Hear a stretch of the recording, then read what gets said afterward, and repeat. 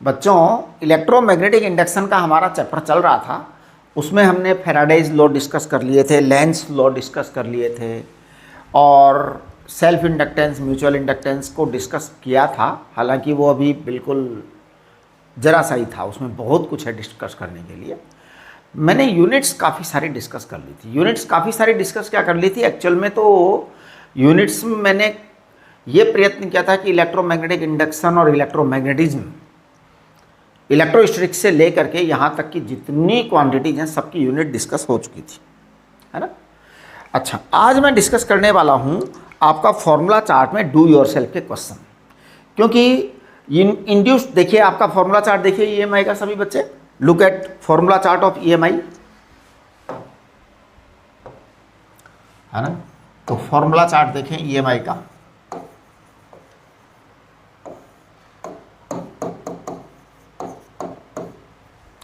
इसके अंदर जो है मैग्नेटिक फ्लक्स की बातें मैंने कर ली थी, फैराडेज लॉ वगैरह कर लिए थे ये सब। आज हम डू योरसेल्फ के क्वेश्चंस करेंगे।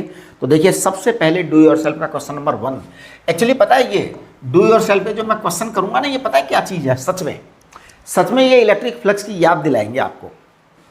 हाँ, याद आ जाएगी आपको। पुराने ज़माने जो इलेक्ट्रिक फ्लक्स कैलकुलेशन के थे ना, वो सब आपको याद आ जाएंगे कि हाँ ऐसा होता था। वही सब कुछ है और कुछ नहीं है। चलिए क्वेश्चन नंबर 1 करते हैं हम। Please study question number 1। ध्यान से पढ़िए क्वेश्चन नंबर 1 को, फॉर्मूला चार्ट का। Magnetic field in a region of space varies with X as B vector equal to B not plus B one X के cap. ध्यान दीजिए, B vector it is equal to B not plus B one X के cap. ये आपका b vector है ना। अब क्या किया है इन्होंने यहां पर, कहां गया, हाँ, कि find out the magnetic flux through an area bounded by line. अच्छा, 4 लाइनें दे रखी हैं, x equal to 0, y equal to 0, x equal to a, y equal to b। तो देखो मैं बना रहा हूं आपका, है ना, यहां पर मैं एरिया बना रहा हूं जिससे कि ये आपका x एक्सिस है, ये आपका y एक्सिस है। ठीक है जी। y एक्सिस को हम कहते हैं x बराबर 0, y एक्सिस को हम कहते हैं x बराबर 0, x एक्सिस को हम कहते हैं y बराबर 0, है ना। और x बराबर a, x बराबर a बेटा इसको बोलेंगे x बराबर a, है ना। थोड़ा सीधा ड्रॉ करूं क्या, x बराबर a, ये x बराबर a है, करेक्ट। और क्या है x बराबर, सॉरी y बराबर b है ना। ये लो जी, y बराबर b है, ये y बराबर b। अब देखिए आप एक रेक्टेंगल बन गया है, हमें इस रेक्टेंगल के अंदर मैग्नेटिक फ्लक्स की कैलकुलेशन करनी है। मैं यहाँ पर एक छोटी सी स्ट्रिप ले रहा हूँ। ध्यान दीजिए, मैं इन सवालों को थोड़ा सा तेज स्पीड से करूँगा, जो है ना, क्योंकि आप लोगों को वो सब इलेक्ट्रोस्टैटिक्स में, इलेक्ट्रिक फ्लक्स में बताया गया है, राइट। तो देखिए इस काम को करने के लिए मैं क्या कर रहा हूँ, because this B vector is depending upon X, तो एक्स पर इसकी डिपेंडेंस है, यानी फोकस मैं किस पर करूँगा, एक्स पर, वाई पर नहीं करूँगा, है। मैं यहाँ पर एक स्ट्रिप ले लेता हूँ। इस स्ट्रिप की थिकनेस है dx, इसकी लंबाई कितनी है? लंबाई तो ऑफकोर्स b के बराबर, सॉरी a के बराबर होगी। नहीं, a तो ये है ना, a तो ये वाला है ना भाई, लंबाई तो b के बराबर होगी ना। ये a है और ये b है, यानी कि इस स्ट्रिप की लंबाई b के बराबर होगी। तो जरा इस स्ट्रिप का एरिया बताना, dA वेक्टर बताइए, dA वेक्टर बराबर, b इसकी लेंथ है और dx इसकी थिकनेस है, और ये xy प्लेन के अंदर है, xy प्लेन में है, तो इसके एरिया वेक्टर को हम k कैप कहेंगे। क्या कहेंगे? k cap, right. चलिए अब हम कहेंगे कि फाई मैग्नेटिक फ्लक्स को मैं कहूँगा integration b vector dot dA vector. मैं यहाँ पर ये साइन नहीं लगाऊंगा, क्यों? क्योंकि ये वो नहीं है, एनक्लोज्ड एरिया नहीं है, एनक्लोज्ड वॉल्यूम नहीं है ये, it is not enclosed volume. ध्यान दीजिए, ये साइन तब लगा था जब एनक्लोज्ड वॉल्यूम था, ये केवल सरफेस एरिया है, राइट। सो इसको मैं डिलीट करूंगा, इस साइन को, है ना। हाँ, ये साइन नहीं लगाएंगे। चलिए अब हम आगे बढ़ रहे हैं। इंटीग्रेशन बी वेक्टर को तो हम बी वेक्टर लिख ही देंगे, और इसको हम बी के कैप लिखेंगे, या चलो लिख ही दो आप, b not plus B1 x, एक मिनट जरा, B0 प्लस B1 एक्स के कैप। डीए वेक्टर को मैं डीए के कैप लिखूंगा, है ना, बी डी एक्स के कैप, बी डी एक्स के कैप। ये लो जी, ये मैं यहाँ पे एक लाइन ड्रॉ कर देता हूँ, थोड़ा डिफरेंट कलर से ड्रॉ कर देता हूँ, जिससे कि थोड़ा सा डिमार्केशन हो जाए ना क्वेश्चन के अंदर और उसमें। ये बात है, चलिए आगे बढ़िए। अब आप देखिए इसमें क्या है, फाई मैग्नेटिक, है ना, के कैप 1 हो जाएगा, के कैप डॉट के कैप, डॉट प्रोडक्ट है यहाँ पर, ये डॉट है, ध्यान रखना, डॉट प्रोडक्ट, के कैप डॉट के कैप आजकल 1 होता है। अब आपको करना है integration B0 plus B1 x, B into D x, right. B आपका कांस्टेंट क्वांटिटी है, B0 कांस्टेंट क्वांटिटी है, B1 कांस्टेंट क्वांटिटी है, x आपका वेरिएबल है। लिमिट कहाँ से कहाँ तक लगाओगे, जब आप x की स्टार्ट करोगे तो आप लिमिट लगाएंगे 0 से लेके a तक, ये आपकी लिमिट है। अब ये वाला काम आप करेंगे, तो this is your answer, this is your answer. आप सॉल्व करके आंसर चेक करें अपना, मैं नहीं करूँगा कंप्लीट, क्योंकि मैं कंप्लीट करूँगा तो बस फिर मैं ही कंप्लीट करता रहूँगा, आप लोग फिर करेंगे नहीं कभी, राइट। तो मैं अगला सवाल कर रहा हूँ, है ना। अच्छा एक बात, जैसे मैं इस सवाल को यहीं पर छोड़ रहा हूँ, आंसर निकाल के नहीं दे रहा, है ना, आंसर आप निकालेंगे। लेकिन एक बात ध्यान रखना, अगर कहीं कोई गड़बड़ हो, कोई प्रॉब्लम हो, कोई इश्यू हो, तो आप जो है क्लास में पूछ जरूर लेना प्लीज़, ये जरूर कर लेना, है ना, छोड़ना नहीं है सवाल को। चलिए क्वेश्चन नंबर 2 देखिए, लुक एट क्वेश्चन नंबर 2।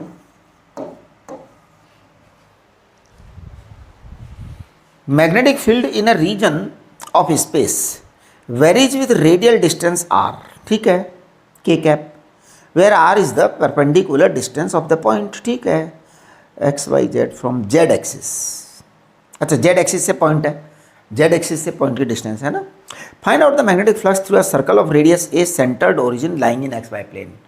ये क्या बात हो गई, देखिए मैं कर देता हूँ इसकी कैलकुलेशन। देखना मैं इसको डायरेक्ट लिख रहा हूँ, पूरा कंप्लीट नहीं करूँगा, है ना, मैं इसको लिख रहा हूँ integration b vector dot d a vector, right, ऐसा लिख रहा हूँ मैं। फिर आगे पता है मैं क्या लिखूँगा, आगे लिखूँगा इंटीग्रेशन बी वेक्टर क्या है, बी वेक्टर है इन्होंने B0 R के कैप, B0 R के कैप, ये आपका बी वेक्टर है बेटा, B0 R के cap, right. D a vector, small D a vector, that is 2 pi R D R, के कैप, वो भी के कैप होगा क्योंकि एक्स वाई प्लेन में है, एक्स वाई प्लेन में है तो एरिया के कैप में आएगा, है ना। हाँ, area is always perpendicular to the plane, तो वो के कैप आएगा, बस यही आपका आंसर है ना। अब आपको 2 बातें हो सकती हैं, या तो आपको यही समझ में ना आवे कि सर ने ये लिख कैसे दिया, राइट, एक बात। नंबर 2, ऐसा हो सकता है कि जब आप इसको सॉल्व करें तो आपका आंसर मैच ना करे, है ना। लिमिट क्या लगाओगे, लिमिट लगाओगे 0 से a तक, ये ध्यान रखो, ये बड़ी इंपॉर्टेंट बात है। पिछले वाले सवाल में मैंने लगा थी लिमिट, पिछले वाले में, हाँ 0 से a तक, करेक्ट, है ना। तो ये मैं एक्चुअल में जानबूझ करके मैं कंप्लीट नहीं कर रहा, मैं बस इतना ही छोड़ दे रहा हूँ, कंप्लीट आप लोग करें, है ना। हाँ ये मतलब, लेकिन ये ध्यान रखना छोड़ना नहीं है सवाल को, कोई भी प्रॉब्लम है, कोई क्वेश्चन है, कोई क्वेरी है, आप इमीडिएट बोलो कि सर ये बात है। चलिए अब क्वेश्चन नंबर 3 पर आ जाइए आप।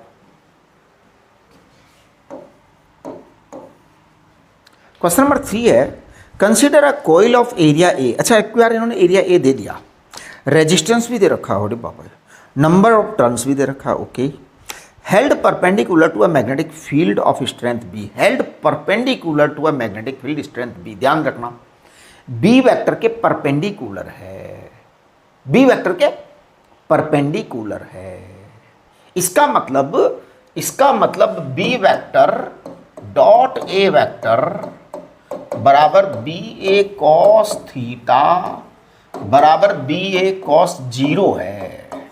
ये बड़ी इंपॉर्टेंट बात है, असली बात यही है, थीटा बराबर 0 है, इसका स्टेटमेंट का मतलब ये होता है। इन्होंने कहा है consider a coil of area A, resistance R and number of turns N, held perpendicular to a uniform magnetic field of strength B. The coil is, अब वो आगे क्या करेंगे वो बात की बात है, पहले तो ये है कि ये है असली बात तो ये।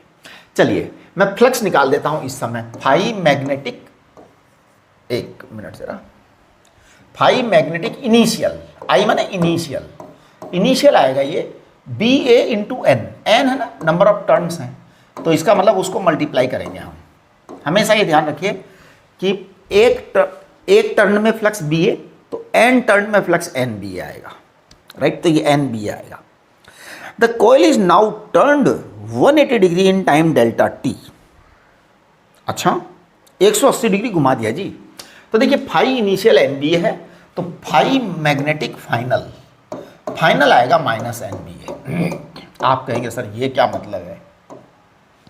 देखो जी बात ऐसे है, एरिया वेक्टर या तो पहले जो है वो बी वेक्टर की डायरेक्शन में था या बाद में बी वेक्टर की डायरेक्शन में होगा, कुछ तो होगा ना। अगर पहले नेगेटिव है तो बाद में पॉजिटिव होगा, क्योंकि 180 डिग्री से टर्न किया है। जब 180 डिग्री से टर्न किया है तो आप ये कहिए कि इस वाले केस में थीटा बराबर आपने 0 माना है, दूसरे वाले केस में आपने थीटा बराबर 180 डिग्री मान लिया, तो नेचुरल है कि वो माइनस होगा, ठीक है ना। अब आपको चाहिए एवरेज ईएमएफ, तो देखो मैं ईएमएफ निकाल देता हूं। एज पर Faraday's law EMF is delta phi m upon delta t, ये ईएमएफ है बेटा, है ना। तो delta phi m sorry minus भी है। अगर हम फैराडेज लॉ की, क्योंकि अब की बार एवरेज ईएमएफ निकालना है तो हम फैराडे लेंज लॉ की बात करेंगे। फैराडे लॉ तो अधूरा है, फैराडे लॉ लेंज लॉ मिलकर पूरा बनता है, तो complete it is half formula, ये केवल फैराडेज लॉ है। इसमें हमें लेंज लॉ लगाना पड़ेगा तब कंप्लीट होगा, काम कंप्लीट करना है ना। फैराडे लॉ तो केवल मैग्नीट्यूड दे देगा, फैराडे लॉ तो केवल मैग्नीट्यूड दे देगा, वो जो डेवलप हुआ है उसकी डायरेक्शन वो तो लेंज लॉ ही बताएगा, इसलिए माइनस लगाना जरूरी है। चलिए ई बराबर minus delta phi, delta phi final वाला बताओ जी कितना है? फाइनल वाला माइनस एन बी है, ये फाइनल वाला, माइनस इनिशियल वाला बताओ, इनिशियल वाला है प्लस एन बी है, ये है डेल्टा टी, आप बता ही रहे हैं टाइम। तो आपका ईएमएफ आ गया जी, EMF induced EMF, average induced EMF, average induced EMF, ये आपका आ गया। अब ये जो एवरेज इंड्यूस्ड ईएमएफ आया है इसको हम लिख देंगे ट्वाइस एन बी ए, बड़ा मतलब अच्छा चैप्टर है, कूल चैप्टर है ना। सॉरी ट्वाइस लिखना पड़ेगा ना, यहाँ पे ट्वाइस लिखना पड़ेगा, 2 है, डबल हो जाएगा, राइट। ये आपका एवरेज इंड्यूस्ड ईएमएफ आ गया। आगे ये कह रहे हैं एवरेज इंड्यूस्ड करंट, ये लो जी, ये आपका एवरेज इंड्यूस्ड ईएमएफ है, तो इसको हम ई एवरेज कह सकते हैं। करंट कितना आएगा? आई एवरेज बराबर E average upon resistance, simple, current का तो यही फॉर्मूला होता है सब, ईएमएफ अपॉन रेजिस्टेंस है। तो twice n b a upon delta t into r. देखो कितना आराम से आ रहा, मस्ती मस्ती में है, कुछ करना ही नहीं पड़ रहा। आपको लग रहा होगा ये चैप्टर तो मज़ेदार चैप्टर है, ये एक्चुअल में है ही मज़ेदार, सारे ही मज़ेदार हैं। आगे के चैप्टर्स में जैसे मैग्नेट उसके आएंगे ना, मॉडर्न फिजिक्स के जो आएंगे चैप्टर, उसमें क्या होगा? कुछ भी नहीं होगा, लेकिन उसमें पता है कैलकुलेशन होगी। अच्छा वो कैलकुलेशन हम कभी करेक्ट करेंगे ही नहीं, नेवर नेवर, हम तो बस अंदाजे से आंसर देंगे। हम क्या करेंगे? कैलकुलेशन को उस स्टेज तक ले आएंगे कि फिर आंसर देख कर देंगे। ये आप सीख लो, क्योंकि इसी से आपका कंपटीशन क्लियर होगा। चलिए आगे बढ़ते हैं। Total charge that flows through a given cross section of the coil. अच्छा चार्ज चाहिए, देखो मैंने आपको इंड्यूस्ड चार्ज की डेफिनेशन बताई है ना। इंड्यूस्ड चार्ज क्या बताया था बताओ? इंड्यूस्ड चार्ज बताया था, इंड्यूस्ड चार्ज बताया था डेल्टा फाई अपॉन आर, ये इंड्यूस्ड चार्ज था।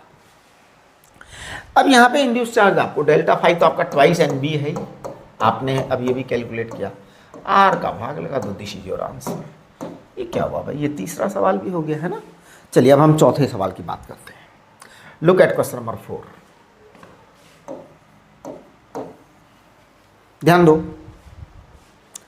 अ conducting loop is moving from left to right through a region of uniform magnetic field ठीक है। its four positions are shown below. The directions of induced current. अच्छा, इन चारों के अंदर induced current की direction बतानी है जी, अलग अलग जगह है, कुछ खास बात नहीं है। देखो सुनो, मेरी बात सुनो, एक मैं बाउंड्री बना रहा हूँ, ये बाउंड्री है, ठीक है बेटा। इस बाउंड्री के अंदर मैग्नेटिक फील्ड है इनवर्ड, राइट। अच्छा, अब इस बाउंड्री के अंदर मैग्नेटिक फील्ड इनवर्ड है, एक मिनट जरा, हाँ, इस बाउंड्री में मैग्नेटिक फील्ड इनवर्ड है ना, इनवर्ड ही है ना, हाँ इनवर्ड है। यहां से एक जो है ना सर्कुलर कॉइल है छोटी सी, वो यहां है, फिर यहां से धीरे धीरे धीरे धीरे ला रहे हैं, धीरे धीरे आ रही है, धीरे धीरे करके एंट्री करेगी। तो पहले एंट्री ऐसे करेगी, है ना, ज़्यादा बाहर रहेगी, कम अंदर आएगी।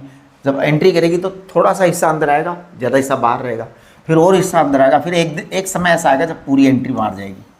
कोयल है ये, कोयल।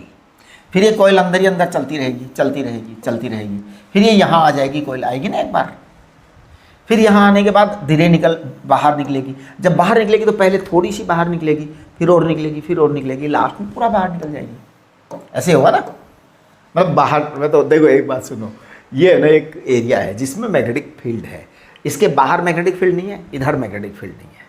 So this is the boundary of the magnetic field. What happens inside the boundary of magnetic field, that we will discuss. What happens outside the boundary of magnetic field, that we will discuss. क्या होगा ये discuss करेंगे हम, ठीक है। चलिए, अब मैं यहाँ पे बात कर रहा हूँ कि जब ये यहाँ है तो फ्लक्स जीरो है, फाई एम क्या है, जीरो है। फाई एम जीरो है तो यहाँ तक जीरो है। कहाँ तक जीरो है, यहाँ तक, यहाँ तक, यहाँ तक, यहाँ तक जीरो है, यहाँ तक जीरो है, जरा एकदम 100% जीरो है। तो भैया यहाँ तो फिर ई भी जीरो आएगा, आई भी जीरो आएगा, ये तो करंट जीरो ही आएगा। फ्लक्स ही नहीं है साहब, फ्लक्स में चेंज कहाँ से होगा? चेंज तब हो जब पहले फ्लक्स नहीं तो फिर फ्लक्स आ जाए, तब चेंज हो। अब देखो, अब जब ये इसके अंदर ये जो कॉइल है ये एंट्री करना शुरू करेगा। देखो मैं इसको अलग कलर से लिख रहा हूँ, थोड़ा सा कि एंट्री स्टार्ट करेगा। तो भाई ज़्यादा इधर रहेगा, ज़्यादा यहाँ पे तो मैग्नेटिक फील्ड है। अब ये मैग्नेटिक फील्ड इनवर्ड है अंदर की तरफ। हमने रूल क्या पढ़ा? रूल ये है कि लेंस लॉ कहता है अपोज, अपोज। इस कॉइल के अंदर इनवर्ड मैग्नेटिक फील्ड जा रहा है। कॉइल कहेगी नहीं नहीं, आपने इसको चला रखा है साहब कॉइल को, कोयल जाना थोड़ी चाहती है कोई मैग्नेटिक फील्ड में, ना ना ना ना, कोयल की तो बिल्कुल भी इच्छा नहीं है जाने की, वो तो आप लोग कर रहे हो इसलिए जा रही है, आपका दम है जो अंदर ले जा रहे हो उसको। आप जब इसको अंदर लेकर जा रहे हैं तो इसमें मैग्नेटिक फील्ड अंदर की तरफ आया, कोयल अपोज करेगी। कोयल कहेगी अच्छा तुम मुझे इनवर्ड मैग्नेटिक फील्ड में ले जा रहे हो क्या? कोयल अपोज कैसे करती है? अपोज का तरीका समझो। आप उसको इनवर्ड मैग्नेटिक फील्ड में ले जा रहे हो, वो आउटवर्ड मैग्नेटिक फील्ड खुद का बना देगी। बोले अच्छा आप ले जाओ, हाँ अपोज करेगी, जोरदार अपोज। आपने इस कोयल को इनवर्ड मैग्नेटिक फील्ड में एंट्री दिलवाई है, तो कोयल कहेगी तुम मुझे इनवर्ड मैग्नेटिक फील्ड में लेके जा रहे हो, मैं अपोज करूंगी और मैं आउटवर्ड मैग्नेटिक फील्ड को डेवलप करूंगी। ऐसा करंट बहेगा, बाहर की तरफ बहेगा, बाहर की तरफ बहेगा। तो यहाँ पर ये करंट, मतलब सॉरी, मैग्नेटिक फील्ड बाहर की तरफ आना ना, तो करंट ऐसे बहेगा। मैग्नेटिक फील्ड बाहर, बाहर, तो इसका करंट फ्लो ऐसे होगा। अपोज करने के लिए करंट फ्लो ऐसे होगा। जैसे जैसे अंदर जाएगा वैसे वैसे मैग्नेटिक फील्ड बढ़ता, फ्लक्स बढ़ता जाएगा, तो ये करंट भी चेंज होगा। मतलब करंट यही रहेगा, करंट यही रहेगा, राइट। मतलब करंट अपोज करेगा, अपोज करेगा, अपोज करेगा। एक बार जब पूरा अंदर चला जाएगा, कंप्लीट अंदर चला गया, फिर वापस, तो यहाँ पर बताऊँ क्या आएगा? यहाँ पर आपका ई की वैल्यू आएगी, और I think this is I looking anti clockwise ना, तो it is anti clockwise, it is anti clock. Answer देखना एंटी क्लॉकवाइज होगा, क्योंकि उन्होंने डायरेक्शन पूछी ना, डायरेक्शन पूछी। चलिए अब अंदर चला गया, अंदर चला गया, फिर फ्लक्स कांस्टेंट हो गया। अब इसके अंदर फ्लक्स है बट चेंज नहीं हो रहा, चेंज नहीं हो रहा। अब जब चेंज नहीं हो रहा है तो इसका मतलब आपका यहाँ पर करंट जीरो आएगा, ई भी जीरो आएगा। कहाँ तक आएगा जीरो? यहाँ भी जीरो, यहाँ भी जीरो, यहाँ तक जीरो रहेगा भैया। कहाँ तक जीरो रहेगा? यहाँ भी जीरो, यहाँ भी जीरो, ये जीरो है ना? हाँ, अच्छा अब क्या होगा? इसके अंदर फ्लक्स है, इसके अंदर फ्लक्स है। अब ये बाहर निकलना शुरू होगा, बाहर निकलना शुरू होगा तो साहब शुरू तो ऐसे होगा, शुरू तो ऐसे होगा, थोड़ा सा निकलेगा बाहर। जब ये बाहर निकला तो क्या हुआ? आपने जो इनवर्ड मैग्नेटिक फ्लक्स था, आप इसको बाहर निकालने का कार्यक्रम कर रहे हो, आप इसको बाहर निकालने का प्लान कर रहे हो। कोयल कहेगी अच्छा मेरे इनवर्ड मैग्नेटिक फील्ड को कम करने की कोशिश कर रहे हो, मेरे इनवर्ड मैग्नेटिक फ्लक्स को कम करने की कोशिश कर रहे हो, तो मैं इनवर्ड पैदा करूंगी। हाँ, तुम कम कर रहे हो ना, तुम इसको बाहर निकाल रहे हो ना। हाँ, युद्ध की बात है साहब, ये तो पूरा अपोज है, अपोजिशन ऑफ इंडिया है ये तो, पार्लियामेंट्री। कि भारत में अपोजिशन कैसा होता है? बस अपोजिशन है। तुम अगर इनवर्ड फ्लक्स को इंक्रीज करोगे तो हम आउटवर्ड को क्रिएट करेंगे, तुम अगर इनवर्ड फ्लक्स को डिक्रीज करोगे तो हम इनवर्ड को ही क्रिएट करेंगे, डिक्रीज नहीं करने देंगे। हाँ, तो अब देखो क्या होगा, ये इनवर्ड क्रिएट होगा, यानी कि ये मामला ऐसा आएगा। I think its answer should be clockwise, please check करिए आप। अच्छा, फिर देखिए आगे क्या होगा। जब ये बाहर आ जाएगा तो फिर वही बात, फ्लक्स चेंज नहीं होगा, तो ई बराबर जीरो, आई बराबर जीरो। यानी देखिए ये सवाल जो है ना बड़ा ही जोरदार सवाल था, और zero anticlockwise, zero clockwise आ गया ना। आपको अगर कोई भी डाउट है, कोई क्वेरी है, इसके बारे में कुछ सोचना है तो आप मेरे से पूछ लीजिएगा। वैसे मामला बड़ा सिंपल सा है। क्या था? पहले कोयल बाहर थी, मैग्नेटिक फ्लक्स जीरो था, फिर कोयल अंदर आई तो उसने अंदर आने का अपोज किया मैग्नेटिक फ्लक्स में। आपका मैग्नेटिक फ्लक्स इनवर्ड था, कोयल ने कहा कि भाई आप अपने इनवर्ड मैग्नेटिक फ्लक्स में मुझे ले जा रहे हो, मैं जाना नहीं चाहती। अब आप फिर भी ले जा रहे हो, ज़बरदस्ती ले जा रहे हो, क्योंकि आपके पास ताकत है, ले जा सकते हो आप, तो मैं आउटवर्ड कम से कम पैदा तो कर ही दूंगी। समझ गए? ये आउटवर्ड हो गया, करेक्ट। अब आप यहाँ पर आ गए, कोयल को आप बाहर निकाल रहे हो, बाहर निकाल रहे हो तो क्या हो रहा है? मैग्नेटिक फ्लक्स कम हो रहा है, धीरे धीरे करके कम हो रहा है। तो अब कम हो रहा है तो वो कहेगी अच्छा इनवर्ड फ्लक्स था मेरे पास तो पहले से, मेरा तो इनवर्ड फ्लक्स था, अब आप इनवर्ड फ्लक्स को कम कर रहे हो तो मैं ऐसा करूँगी, इनवर्ड को डेवलप करूँगी। हाँ, आपका अपोज करना है उसको, तो कोयल को, बस। हर सारे सवाल ऐसे ही हैं, सारे सवाल ऐसे ही। चलिए क्वेश्चन नंबर 5 देखिए।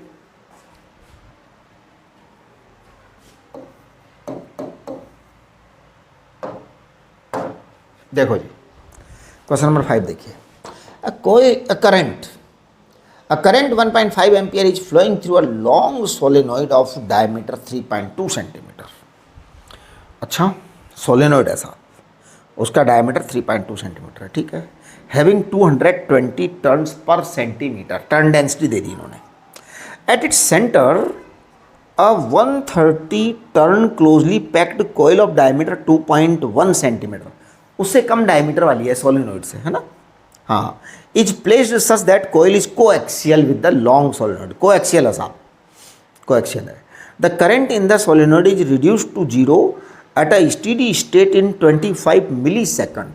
What is the magnitude of EMF induced in the coil while the current in the solenoid is changing. देखिए अब बात को समझिए, एक सोलेनोइड है, क्या है? एक सोलेनोइड है। तो भैया सबसे पहले तो सोलेनोइड का बी लिख दो। सोलेनोइड का बी क्या होता है? म्यू नॉट एन आई। तो मैं एक बार जरा बी नॉट को लिख रहा हूं, क्योंकि वैल्यू निकालनी है ना यहाँ तो। हाँ, यहाँ तो वैल्यू निकालनी है तो कैलकुलेशन तो करनी पड़ेगी। तो बी को मैं लिख रहा हूँ म्यू नॉट, यानी कि 4 पाई इंटू 10 की पावर -7। एन कितना है ये?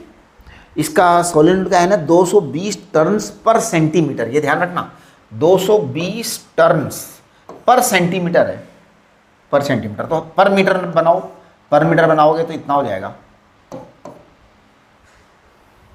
हाँ, ये ध्यान रखना, आपको पर मीटर लिखना है। ये आई कितना है जी? आई है 1.5 एम्पियर, ठीक है। वाई आई 1.5 एम्पियर। अब देखो आप, ये बी आ गया आपका, है ना। तो दिस इज बी, एक बार जरा चेक करना सारा, ये 4 है, ये 1.5 है, तो एक काम करो इसको 6 पाई लिख दो, एक बार लिख दो, फिर अभी देखते हैं अपन।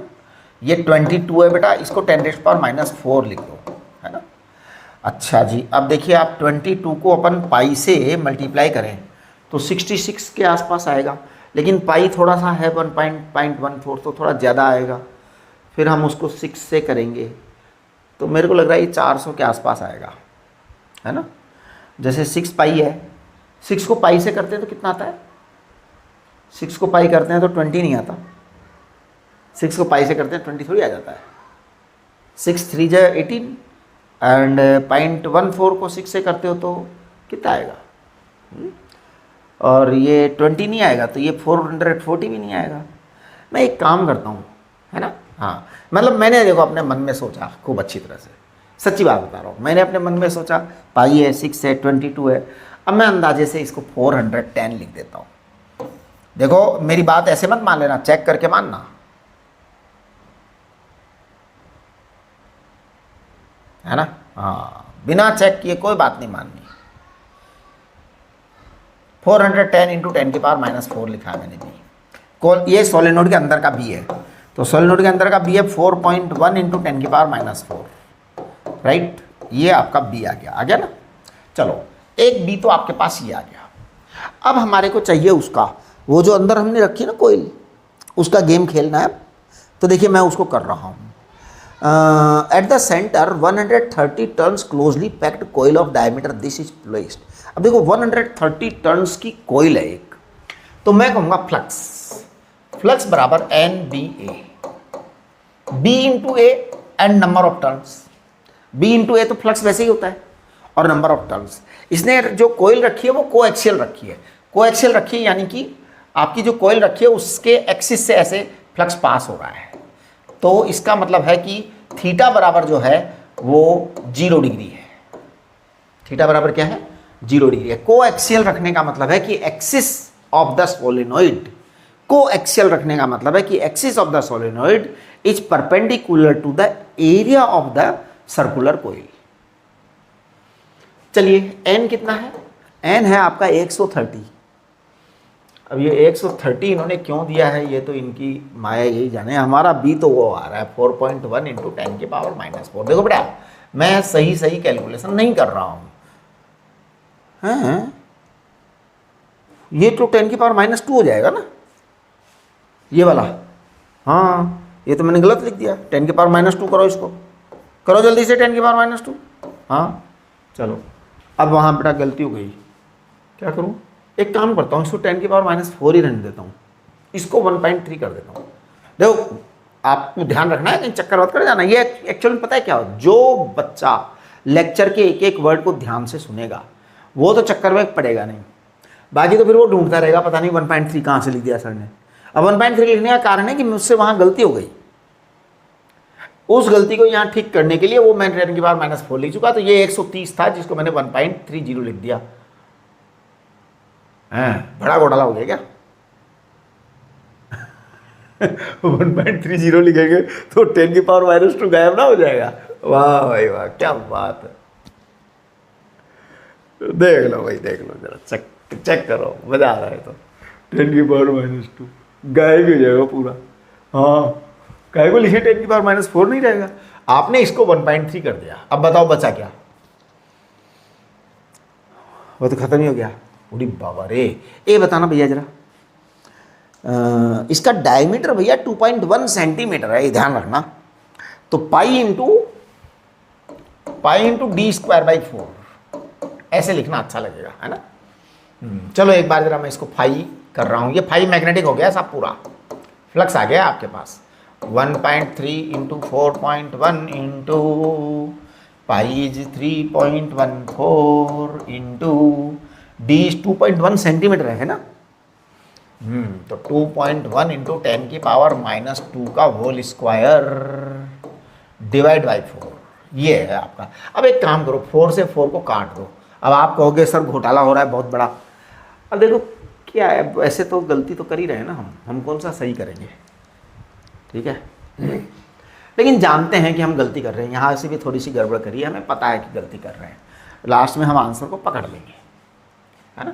4 से इस 4 को काटा, अब जब 4 से इस 4 को काटा तो मैं एक बार ज़रा इसको करता हूँ कंप्लीट, फिर थोड़ा सा बढ़ा देंगे, थोड़ा सा एनहेंस कर देंगे बाद में, है ना। हमें ये ध्यान रखना चाहिए यहाँ हमने कम किया है, यहाँ हमने ज़्यादा किया, क्या किया है, 22 को हमने 6 पाई से मल्टीप्लाई किया, तो ये जो चीज़ लिखी है ये हमने थोड़ी ज़्यादा वाली लिखी है, थोड़ी कम वाली लिखी है, ये ध्यान रखना आप कि जो होना चाहिए उससे हमने थोड़ा सा ज़्यादा बढ़ा दिया या थोड़ा सा कम कर दिया। अगर आपने ज़्यादा कर दिया तो आप सावधान रहना, आपका आंसर अकॉर्डिंगली आएगा। अगर आपने थोड़ा सा कम कर दिया तो आप सावधान रहना, आपका आंसर अकॉर्डिंगली आएगा। अगर इतनी सावधानी आपने सीख ली तो फिर तो आपका पक्का एडवांस में कोई रोक नहीं सकता आपको आईआईटी में, है ना। ये तो कैलकुलेशंस आपको सीख लेनी चाहिए कि अब यहाँ पे मैंने जैसे काटा है तो आप देख लो क्या है ना। 2.1 का जरा स्क्वायर करना, 2.1 का स्क्वायर आजकल कितना होता है, 4.41 होता है क्या, है ना। हाँ, इंटू 10 की पावर -4, ये हो गया। ये फाई है, फाई मैग्नेटिक है। अब ये कह रहे हैं कि ये करंट जो है ना, जो भी है करंट वरेंट, ये सब 25 मिली सेकंड में धमाका उड़ जाता है, 25 मिली सेकंड में धमाका उड़ जाता है जी। तो आप ऐसा करो, ई आएगा आपका, ई आपका 5m/t आ जाएगा अब तो सीधे ही। तो मैं ज़रा इसको कर रहा हूँ, 1.3 को 3 से करने पर आजकल कितना आता है, 1.3 को 3 से करने पर तो फिर 4 आ जाता है, अप्रोक्सीमेट 4 आ गया। तो ये 4 आ गया, ये 4.41 आ गया, और ये 10 की पावर -4 आ गया। ये 25 मिली सेकंड है ना, 25 मिली सेकंड को 10 की पावर -3 कर दो, ये लो जी। हाँ, हो गया ना। चलो अब ज़रा देखना कितना है। ओके, अब कैलकुलेट करो आप ज़रा, 10 की पावर -1 बचेगा वहाँ पे, है ना। ये 4 चौक 16 और फिर 4 चौक 16, तो मेरे को लग रहा है ये है ना जो थोड़ा 160 170 से थोड़ा ज़्यादा आएगा, है ना। हाँ, अब गलती तो हम कर ही रहे हैं ना, 170 से थोड़ा सा ज़्यादा आएगा, हाँ 100 नहीं, हाँ भाई 4 चौक 16 और फिर 4 चौक 16 तो 17, हाँ 175 से ऊपर जाएगा, ये 175 से ऊपर जाएगा। अगर मैं वहाँ पे वो 10 की पावर -1 को लेता हूँ तो देखना मैं क्या लिख रहा हूँ, आप केवल मेरे लिखने का तरीका देख लेना ध्यान से। मैं ऐसे ही लिख रहा हूँ, 180 लिख देता हूँ,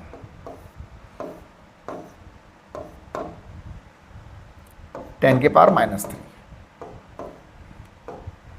एक बात, 10 की पावर -3 या 10 की पावर -4 आ जाएगा, -1 तो पहले ही था जी,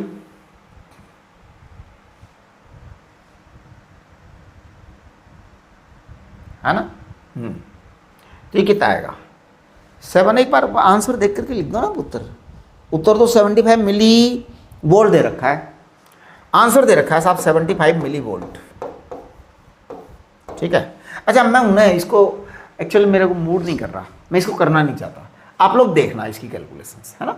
आपको देखो μ0 n को रखना है, ये रखना है, वो रखना है ना, क्योंकि मेरे को तो भाई आईआईटी में सिलेक्शन कराना नहीं है। अब देखो मैं बताऊँ मेरी बात, है ना, मुझे तो आपका करवाना है।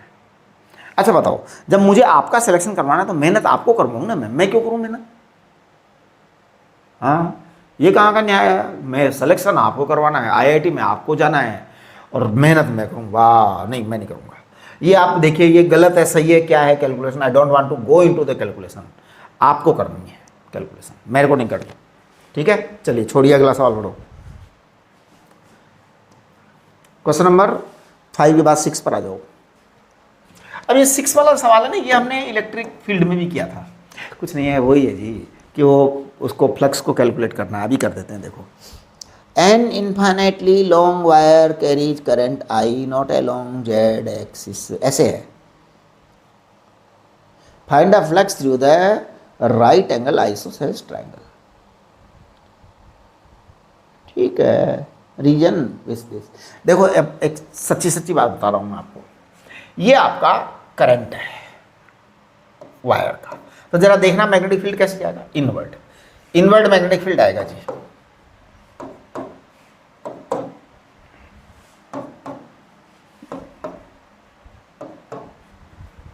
इनवर्ट आएगा, राइट।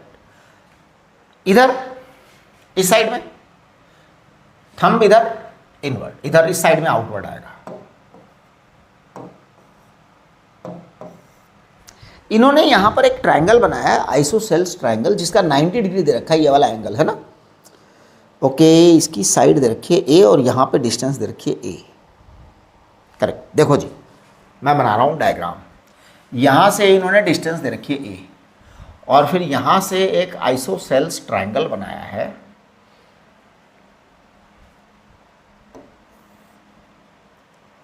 नाइन्टी डिग्री का एंगल बनाना है यार, है ना।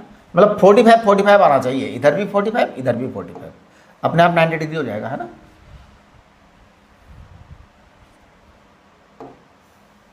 अब देखना, ये डिस्टेंस ए है, तो अब ये ट्रायंगल ऐसा बनाना है कि इसकी ये डिस्टेंस इन्होंने ए रखी है ना। ऐसा ट्रायंगल बनाया है, ये बात, ये ट्रायंगल बनाया है। This distance is a, this distance is a. अच्छा, अब एक बात बताओ, जब ये डिस्टेंस ए है तो जरा ये वाली डिस्टेंस बताना भैया। ये 45 डिग्री का एंगल है, ध्यान रखना, 45 डिग्री का एंगल है। ये ए है, ये ए हो जाएगा, है ना। हाँ, पक्का। अच्छा, अब देखो, ये ए और ये ए, तो ये 2a हो गया। बताइए कि ये डिस्टेंस ए है ना। अब अगर मैं ये डिस्टेंस ए ले रहा हूं और यहां से मैं एक स्ट्रिप काट रहा हूं, यहां से strip strip strip strip strip, इसकी थिकनेस dx है। बताइए इस स्ट्रिप की लंबाई क्या होगी? What will, it is the x distance, it is the x distance, तो what will be the length of this string?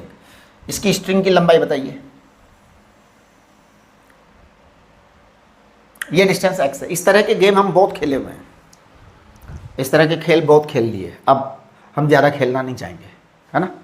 तो अब ये डिस्टेंस x मैं बता देता हूँ सीधा सा। ये डिस्टेंस, ये x होने का मतलब है कि ये a माइनस एक्स है, सॉरी x माइनस a है, ये वाले डिस्टेंस।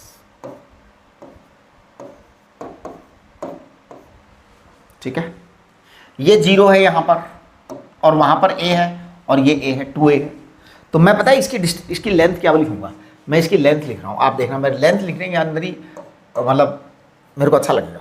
मैं लिख रहा हूँ 2a, एक minute, 2a minus 0, 2a minus 0, यानी ये लेंथ 2a है, ये 0 है, मतलब सॉरी ये 0 है ना। 2a minus 0 upon this length a multiplied by x minus a, ये मेरा आंसर है। मतलब ये जो मैंने स्ट्रिप काटी है ना छोटी सी, इसकी लेंथ निकाली है मैंने। तो जरा देखना अब इसका आंसर क्या आएगा, 2 आ जाएगा ना, a से a कट गया, है ना। तो 2 इंटू एक्स माइनस a इसकी लंबाई आ गई। पक्का? ओके, चलिए अब मैं इसका एरिया वेक्टर निकाल रहा हूं। dA वेक्टर लिखूंगा मैं, सीधा वेक्टर लिखूंगा, लिख दूं। तो देखिए इसका एरिया वेक्टर आएगा आपका क्या, लेंथ है आपकी ये 2x माइनस a, ये तो लेंथ है बेटा, और dx इसकी थिकनेस है, राइट। ओके, अब ये जो एरिया वेक्टर आएगा ये इनवर्ड आएगा, है ना।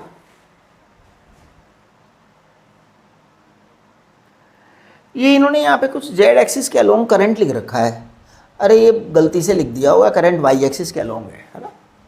हाँ, ये करंट y एक्सिस के अलोंग है बेटा, गलती से लिख दिया होगा, नहीं तो फिर अभी क्वेश्चन के अंदर बड़ा पंगा हो जाएगा, है ना। इसको k कैप करो, एरिया वेक्टर को, है ना, k कैप। अब देखो मैं यहाँ पर b वेक्टर लिख रहा हूँ, तो b वेक्टर कितना होगा इस पर्टिकुलर स्ट्रिप पर, जो ये स्ट्रिप की पोजीशन है वहाँ पे b वेक्टर लिख रहा हूँ मैं। तो b वेक्टर बराबर mu not I upon 2 pi x, mu not I upon 2 pi x, k cap, क्योंकि y डायरेक्शन में करंट था तो वो k कैप माइनस में है, k कैप है ना, माइनस k कैप है साहब, ये बड़ी इंपॉर्टेंट बात है, माइनस k कैप है क्योंकि इधर इन्वर्ट हो गया, that is minus k cap. आपका एरिया हम ऐसे ले सकते हैं, है ना। अब मुझे क्या चाहिए, फ्लक्स चाहिए क्या। इनको फ्लक्स के मैग्नीट्यूड से मतलब है जी, ज़्यादा कहानी से इनको मतलब ही नहीं है। हाँ, इनको कोई मतलब नहीं ज़्यादा कहानी से, इनको मैग्नीट्यूड चाहिए चुपचाप। तो ये लो मैं मैग्नीट्यूड निकाल देता हूँ, इधर देखो, यहाँ कर देता हूँ मैं मैग्नीट्यूड को, इधर देखो जी। फाई आएगा आपका integration b vector dot d a vector. Limit लगाऊंगा ए से 2a तक, क्योंकि यहाँ से डिस्टेंस a है, ध्यान दो, ये डिस्टेंस a है, तो भैया ये पूरी 2a हो जाएगी ना, तो a से 2a तक की लिमिट लगाइए। b कितना है आप चेक करना, mu not I upon 2πx।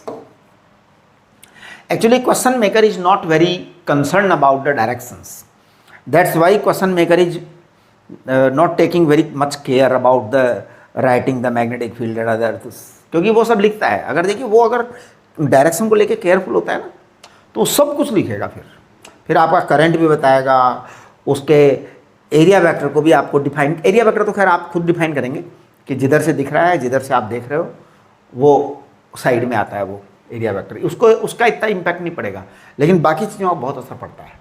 Area vector तो आप हमेशा प्लस के कैप ही लिया करो, है ना, इन अनटिल और अनलेस वो बोल रहा है, कुछ बोल भी देता है कभी कभी, तो वो देख लेना। ये आ गया आपका डी ए, कहाँ है जी डी ए, ये रखा 2x minus A D x, ये लो जी, ये अपना है, और इसकी लिमिट है a से 2a तक। अब आप ध्यान दीजिए, फाई मैग्नेटिक आपको कैलकुलेट करना है, मुझे नहीं कैलकुलेट करना, है ना, मैं इस 2 से 2 को उड़ा देता हूँ, है ना, mu not I upon pi, mu not I upon pi, है ना। हाँ, इंटीग्रेशन a से 2a तक की लिमिट है, x से x घटाओगे तो ये 1 आएगा, मतलब कटेगा तो ये a अपॉन x आएगा, dx आएगा। करिए अब आप कैलकुलेशन। अब देखो, आप जब कैलकुलेशन करेंगे तो दो बातें होंगी, क्या, या तो सही आएगा या गलत आएगा। गलत आया तो मेरे को बताना कि सर आपका ये जो है ना ये गड़बड़ आया है, और सही आ रहा है तो ठीक है, मस्त रहो, एंजॉय, ठीक है। a से 2a तक आएगा। आगे बढ़िए, 7th क्वेश्चन देखिए। चलिए क्वेश्चन नंबर 7 देखो, सब सवाल ऐसे ही हैं, ये मैंने नहीं किया है जानबूझ के, मैं सारे सवालों को अब मैं बहुत कम सवाल किया करूँगा, मतलब मैं प्रैक्टिस ऐसी डालूंगा कि आई विल डू लेस, मतलब मैं केवल उतना ही करूँगा जितना की ज़रूरत है, बाकी आप करिए अपने आप, क्योंकि नहीं तो फिर क्या आपकी आदत ख़राब हो जाएगी, ज़िंदगी भर आप मेरे से ही कराते रहोगे फिर। चलिए, a conducting loop A B C A, जरा देखना भैया क्या क्या हो रहा है। वाई जेड प्लेन में है ए बी, है ना, वाई जेड प्लेन में है ए बी, और जेड एक्स प्लेन में है बी सी, और ए सी है एक्स वाई प्लेन में। ये बड़ा ध्यान रखने की बात है। चलो खैर हम सवाल पढ़ते हैं। Question number 7, a conducting loop A B C a is arranged in space as shown in figure, right? The arc AB is a semicircle in YZ plane. Semicircle in YZ plane. अब एक बात बताओ, YZ plane में semi circle बनना है ना? मुझे तो ये सेमी सर्कल दिखाई नहीं दे रहा YZ प्लेन में। भाई देखो, बात सिंपल सोचो, YZ प्लेन में सेमी सर्कल बनना है। सेमी सर्कल क्वार्टर सर्कल है या सेमी सर्कल है? ये YZ प्लेन में मेरे को तो क्वार्टर सर्कल लग रहा है। फिर भी पढ़ लेते हैं, एक बार दोबारा पढ़ो। A conducting loop A B C a is arranged in space as shown. The arc a b is a semicircle in YZ plane. ठीक भैया, YZ प्लेन में मैं देख रहा हूँ बहुत अच्छी तरह से, ए बी को देख रहा हूँ मैं, तो semicircle and y axis पर होगा। देखो सेमी सर्कल मैं उसी को कहता हूँ। मैं देखो एक YZ एक्सिस बना देता हूँ, इधर देखना, वाई बना लिया बेटा, जेड बना दिया, राइट। अब बताओ सेमी सर्कल कैसे बनेगा? हैं, सेमी सर्कल तब बनता है जब ऐसा होता है, इसे कहते हैं सेमी सर्कल मेरी समझ से तो। और अगर ऐसा है तो इसे क्वार्टर सर्कल कहते हैं मेरे हिसाब से। मेरे हिसाब से सेमी सर्कल ये है, क्वार्टर सर्कल ये है। जो डायग्राम कह रहा है वो कह रहा है क्वार्टर सर्कल, लैंग्वेज कह रही है सेमी सर्कल। उड़ी बाबा रे, अब क्या करूं? एक काम करते हैं, अभी अपन इसको क्वार्टर सर्कल लेकर के ही करते हैं, है ना। एसी तो स्ट्रेट लाइन है, वो कोई बात ही नहीं है। बीसी अगेन है semicircle but in x z plane, ठीक है, कोई दिक्कत नहीं, वो ठीक है, सारी चीज़ें सही हैं, हमारे को सब पसंद है। लेकिन अब हम इसको कैसे सेमी सर्कल क्वार्टर सर्कल, यार तो पंगा हो गया। एक्चुअली क्या होता है मैं बताता हूँ आपको। जैसे अब ये जो डीपीपीज बनी हुई हैं, ये क्वेश्चन बने हुए हैं, तो एक्चुअली एक दिन में नहीं बने, इसके अंदर बड़ा लंबा प्रोसेस हुआ है। और इसके प्रोसेसिंग में ये क्वेश्चन कई फ्रेम किए हुए क्वेश्चन है कि बैठ करके बनाए गए हैं, और एक आदमी ने नहीं, ये बहुत सारे लोगों ने मिल के बनाए हैं, ठीक है ना। तो अब कहीं कहीं पर कुछ हो जाता है। अब ये जैसे सवाल मैंने अनेक बार किया होगा, एक बार नहीं, आज ही थोड़ी कर रहा हूँ, पहली बार, अनेक बार, कम से कम 50-100 बार हो गया होगा। लेकिन हुआ क्या है कि मैं उसी समय उसको चेक करता हूँ और उसी समय भूल जाता हूँ। अब कभी कभी तो क्या होता है, फिर करेक्शन के टाइम पे वो करेक्शन पे चला जाता है, कभी कभी वो रह जाता है ना। चलो अब देखें, हम कोशिश कर रहे हैं करेक्शन के टाइम पे। अभी तो फ़िलहाल कोरोना में हमने टाइपिस्ट लगा ही नहीं रखा, टाइपिस्ट हटा रखा है अभी तो, है ना। अब टाइपिस्ट लगाने की सोच रहे हैं, देखते हैं कि क्या होता है। ये मेरे को जो है ना, इसकी जो आंसर दिखाई दे रहा है ना, उसके हिसाब से भी ये क्वार्टर सर्कल ही नज़र आ रहा है ना। हाँ, रेडियस क्या है इसकी? A conducting loop ABCA is arranged in a space as shown in the figure. The arc AB is a semicircle in YZ plane. Arc BC is again semicircle in XZ plane. AC is the straight line lying in the XY plane. It is subjected to a time varying magnetic field I cap, J cap, T cap, e raised to power minus 2t. ठीक है. Let the resistance of the loop be R naught. Find the flux and hence find the magnitude and direction of the induced current. ठीक है. Okay, मैं देखो सबसे पहले x Z का flux निकाल रहा हूँ, है ना। हम पहले तो डायग्राम के अकॉर्डिंग कर रहे हैं, बाद में हम अगर नहीं बैठेगा तो फिर हम मान लेंगे चलो सेमी सर्कल है, क्योंकि सेमी सर्कल ऐसा बनना चाहिए था। तो अब मैं सबसे पहले ए बी के बारे में बात कर रहा हूँ। फाई ए बी आएगा आपका, फाई ए बी, है ना, क्योंकि ए बी कौन सी एक्सिस में है? वाई जेड प्लेन में है, वाई जेड प्लेन में है ना। तो इसका मतलब आएगा बी, वाई जेड प्लेन में है ना, तो बी एक्स आएगा और ए एक्स आएगा। ये बात बी एक्स ए एक्स, क्योंकि आपका b vector dot a vector है, वो आपका क्या आना चाहिए? कॉस 0 आना चाहिए ना, थीटा, तो वो आएगा। तो बी एक्स ए एक्स, तो मैं बी एक्स को लिख रहा हूं यहां पे, बी एक्स को मैं लिख दे रहा हूं e raise to power minus 2t i cap, e raise to power minus 2t i cap. अब देखिए यहां एक बात, बड़ी खास बात है, ध्यान देने की बात है कि सर ये कर क्या रहे हो आप। ये पता है मैं क्या गेम खेल रहा हूं, क्योंकि मैंने वाई और जेड वाले को लिया ही नहीं। आप देखिए यहां i cap plus j cap plus k cap e raise to power minus 2t है, तो मैंने जे कैप और के कैप को लिया ही नहीं, केवल एक्स को लिया है। इसी तरह से मैं ए एक्स जब ले रहा हूं, है ना, तो मैं बस ए एक्स को, उसका मेरे को लग रहा है ये है ना, इन्होंने सेमी सर्कल ही लिया है इन्होंने, है ना। हाँ, सेमी सर्कल लिया। चलो अपन भी पाई ए स्क्वायर अपॉन 2 ले लो जी, क्योंकि अभी फिर पाई ए स्क्वायर अपॉन 4 करना पड़ेगा, हैं। एक मिनट जरा 4 करना, क्योंकि मुझे लग रहा है कि वो दोनों ऐड होकर के आएंगे। हाँ, ऐड होकर के आएंगे, सही है। ये पाई ए भी आ गया। अब मैं इसको लिख रहा हूँ यहाँ पे पूरा, pi A square upon 4 e raise to power minus 2t। ये आपका फर्स्ट आंसर आ गया, right. Second, phi B C. तो देखो बी सी में कौन सा प्लेन है ये? एक्स जेड प्लेन है बेटा, इसका मतलब वाई वाला कंपोनेंट आएगा। तो B Y vector dot A Y vector ये आएगा, वो आएगा आपका e raise to power minus 2t। हाँ, इन्होंने है ना जो एक्चुअल में पता है क्या किया है, उसके डायग्राम के अकॉर्डिंग लिया है, पाई ए स्क्वायर अपॉन 4 ही है ये। सेमी सर्कल गलत लिख दिया, e raise to power minus 2t। चलो जी, सेकंड आ गया। अब तीसरा वाला जो है ना, वो अपना फाई ए सी वाला, जो कि ट्रायंगल है। तो ट्रायंगल में कौन सी प्लेन में है? ट्रायंगल एक्स वाई प्लेन में है, एक्स वाई प्लेन में है तो ये आ जाएगा बी जेड ए जेड, है ना, तभी आएगा वो डॉट प्रोडक्ट।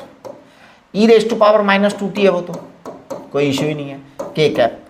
अब हम जरा ट्राइंगल का एरिया निकाल रहे हैं, है ना, ट्राइंगल का एरिया, ट्राइंगल का एरिया होता है हाफ बेस इंटू हाइट। तो बेस कितना है इसका, ए है, और हाइट भी ए है, तो मेरे को लग रहा है a²/2 आएगा, है ना, a²/2 के कैप। बस यही आपका आंसर है। टोटल कर दो जी सबका, सबका टोटल कर दो, सबका टोटल कर दो। चलो जी टोटल करो, 5 टोटल। तो टोटल करेंगे ना आप, तो e raise to power -2t तो कॉमन आ जाएगा, और बाकी एरिया एरिया सारे जुड़ जाएंगे। तो एक एरिया आएगा πa² आएगा, और एक आएगा a²/4। अब आप चेक करें, a² को बाहर निकाल दो, a²/2 को बाहर निकालो ना। नहीं, a² को ही निकालना चाहा है इन्होंने, लेकिन यार ये तो पंगा हो रहा है अपने आगे। पता है यहाँ पे a²/4 आ रहा है, मेरा दिन का ही आ रहा है, गड़बड़ क्या है भाई, हाफ a²। अच्छा वो ज़बरदस्ती मैंने 4 लिख दिया, a²/2 ही है, सॉरी, ये मैंने यहाँ पे a²/2 ही है, ये गलती लिख दिया यहाँ पे 4, ठीक है ना, तो 2 यही है। चलो जी अब आप देखो a², तो π/2 आ जाएगा, +1/2 आ जाएगा। देखो आप, मतलब ये चैप्टर मस्ती वाला चैप्टर है ना। हाँ, ये आपके पास फाई आ गया। अब देखिए आप इसको क्या करेंगे, अब आपके पास फाई आ गया ना, आप ई निकालो, ई निकालो, ई निकालो, d∅/dt करो, करो, ये आपका फाई का वो है, इसको डिफ्रेंशिएट करो, ई आ गया आपके पास। ई आने के बाद आप आई निकालिए, आई बराबर क्या आएगा, E/R। करिए अपने आप, करिए अपने आप, मैं नहीं करूँगा, मैं नहीं करूँगा। सवाल ये उठता है, इन्होंने कहा है क्लॉकवाइज एंटी क्लॉकवाइज, ऐसे कैसे बोल दिया। तो भाई बात सुनो, बोला जा सकता है, बोला जा सकता है कि क्लॉकवाइज एंटी क्लॉकवाइज। बताऊँ कैसे, बताऊँ, e⁻⁻2t का मतलब क्या होता है, टाइम के साथ में फ्लक्स घटेगा। अब देखो, अगर इनवर्ड फ्लक्स घट रहा है तो करंट ऐसा पैदा होगा जो आउटवर्ड पैदा करे, अगर आउटवर्ड फ्लक्स घट रहा है तो करंट ऐसा पैदा होगा जो इनवर्ड पैदा करे। समझ गए ना। मैं चाहता हूं कि आप खुद करें, मेरे से पूछ लेना, क्लास में ज़रूर पूछ लेना, ये ध्यान रखना। मैं ये सवाल, अच्छा अब मैं सोच रहा हूँ कि 8वां और 9वां सवाल आप अपने आप करें, मैं ना बताऊँ। हाँ, ये मज़ा आएगा, अपने आप करो, ईजी है, ईजी है, ऐसे ही है। और ये कर चुके आप लोग इलेक्ट्रिक फील्ड में, मतलब कुछ ऐसा नहीं है, इलेक्ट्रिक फील्ड में क्या हम ऐसे सवाल बहुत कर चुके हैं, वो सब एक जैसा ही है, ठीक है। तो चलिए ये सब आप करिए, हम अगला लेक्चर जो है मोशनल ईएमएफ करेंगे, ठीक है। आज की नमस्ते करके बताना, और अगर नहीं आए तो पूछ जरूर लेना, ये बात ध्यान रखना, ये गलती मत करना, सवाल छोड़ के मत जाना, ठीक है।